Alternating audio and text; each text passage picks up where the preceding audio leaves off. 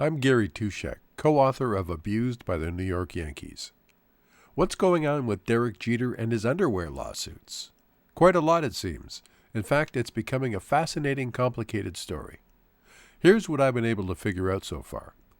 A Swedish entrepreneur by the name of Mattias Ingvarsson, who'd been involved with the Tempur-Pedic mattress brand and helped make it a big success, is now involved with another Swedish brand, Frigo RevolutionWear, specially designed high-end underwear for men. Jeter was apparently made aware of Frigo underwear in 2010 or 11 when it was in the prototype stage, and Jeter decided to become a silent investor for a large undisclosed amount of money, and he also agreed to be a director in the company for 3 years. In November 2013, Ingvarsson and Frigo made a big splash for the U.S. market with a launch party in New York City. Of course, Jeter was invited, and as he posed for photos with fans, Jeter was quoted as saying, "I'm supporting my man, Mattias Ingvarsson. He gave me this product and I fell in love with it. It's worth it. They're all worth it." Unquote. Definitely silent partner behavior. I wonder what "they're all worth it" means. Fast forward 1 year to December 2014, and Ingvarsson is announced as founder and CEO of RevolutionWear, creator of Frigo, and he announces these investors in the company as his dream team.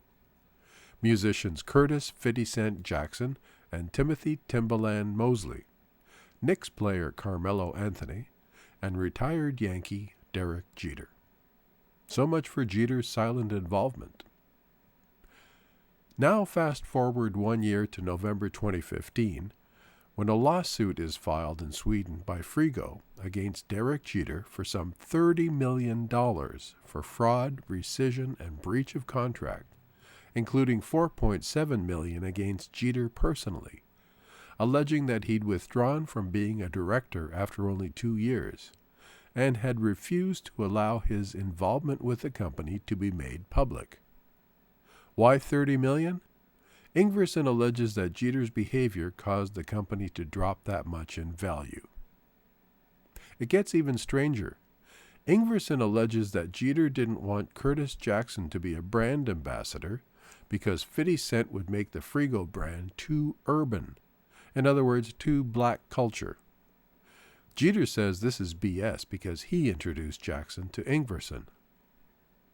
The lawsuit also alleges that Jeter demanded that Frigo not market to the gay community, and states that Jeter did not want the Frigo brand to be too gay. Also that he didn't want the underwear to be too sporty, since Jeter was concerned about his multi-million-dollar endorsement deal with Nike, which already makes a line of sports underwear. And Ingvarsson alleges that Jeter kept that Nike underwear endorsement deal a secret when he first joined Frigo. Jeter denies all the allegations and has countersued. So who do we believe?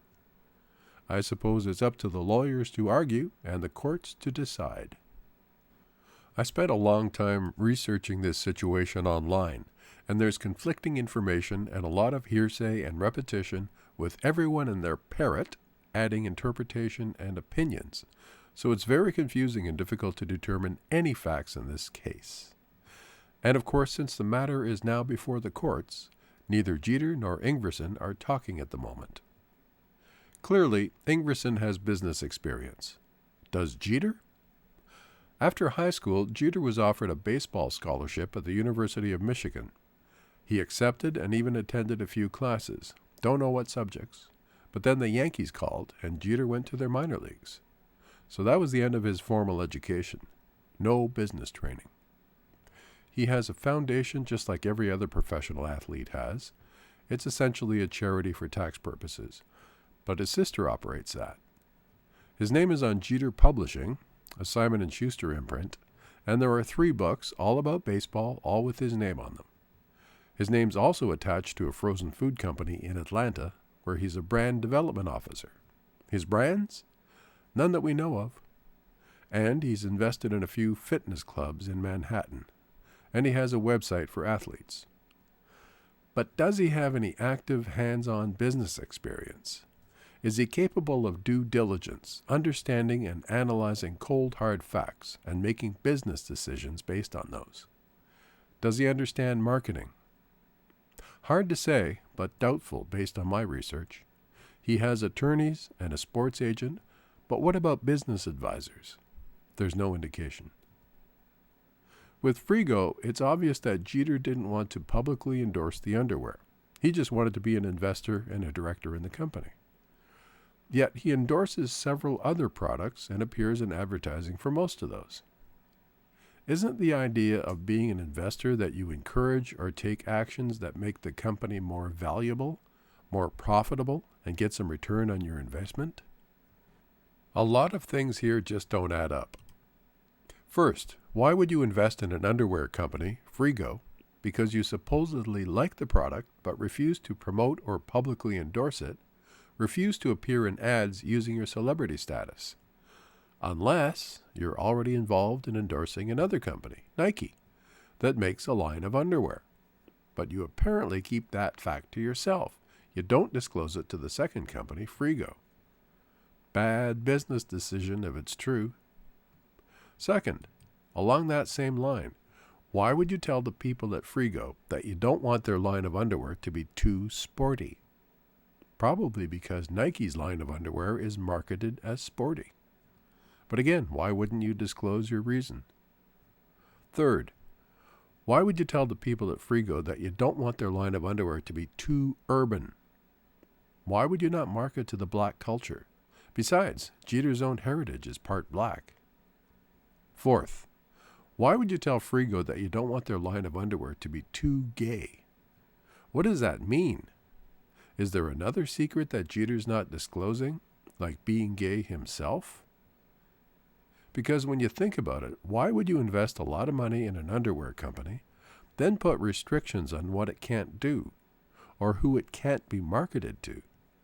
Because not marketing to the sports world, to gays, and to blacks would make no business sense at all. So I'm baffled, especially by the too gay comment. What exactly does that mean?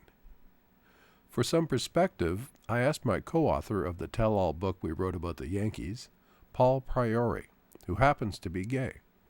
And in fact, back in 1995, Paul discovered Jeter and his teammate Jorge Posada having a gay encounter in a sauna at Old Yankee Stadium. One of the questions in the lie detector test at the end of our book, Abused by the New York Yankees, is about Jeter and Posada in the sauna. Because otherwise, who would believe Jeter and Posada having gay sex?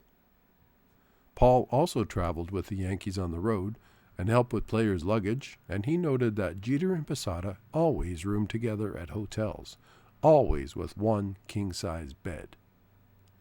In the clubhouse locker room with other players around, Jeter and Posada were more discreet. They spoke to each other quietly and intimately, Paul said, like lovers. I asked Paul about Jeter's statement that he didn't want the underwear too gay. Paul says, Jeter probably can't stand himself being gay. He's always had a problem with it. I think he's freaking out because rumors and suspicions about him being gay are coming out, and people are starting to believe it, and he's probably embarrassed and annoyed at this becoming public. But he can't hide it anymore. The truth always has a way of coming out, and at some point he's going to have to accept it, whether he wants to or not. Ironically, Paul suggested to Jeter in his first year as a Yankee that the guy should think about doing commercials or modeling. Paul's good at reading people and knew Jeter would be a natural at it. But Jeter's response at the time was, "Nah, that's not me. I just want to play baseball." And again during Jeter's second season with the team, when he was becoming more popular with fans, Paul suggested more than once that Jeter should do commercial endorsements. But again, Jeter shrugged it off. And look at him today, making over $100 million in endorsements during his career, thanks to Paul planting the idea. What Paul says makes a lot of sense. Jeter in denial about being gay. Look at the long parade of models that he's dated over the years. Most of the dates apparently arranged by his agent, dating some of them more than once, even getting engaged in 2012, then breaking it off, Now he's engaged again. How serious is he this time? Well, he didn't announce or say anything even when the couple appeared together in public, her wearing a ring. And on his website, he talks about Kane, his new dog, who he says is a gift from his fiancée. But he doesn't even name his fiancée. Does that sound like a man in love? He claims that he wants to have kids and a family. We'll see. If Jeter really is gay, maybe he's determined to keep his homosexuality a secret. Good luck to him. Lots of gay guys marry women to hide their secret.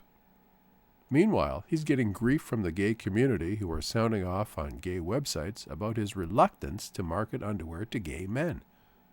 As one guy pointed out, gay men buy underwear the way women buy shoes. A lot. So why would you make a statement that you don't want the underwear you've invested a lot of money in to be sold to gay men? Only Jeter knows for sure. Looks like he's really got himself into a mess with this one.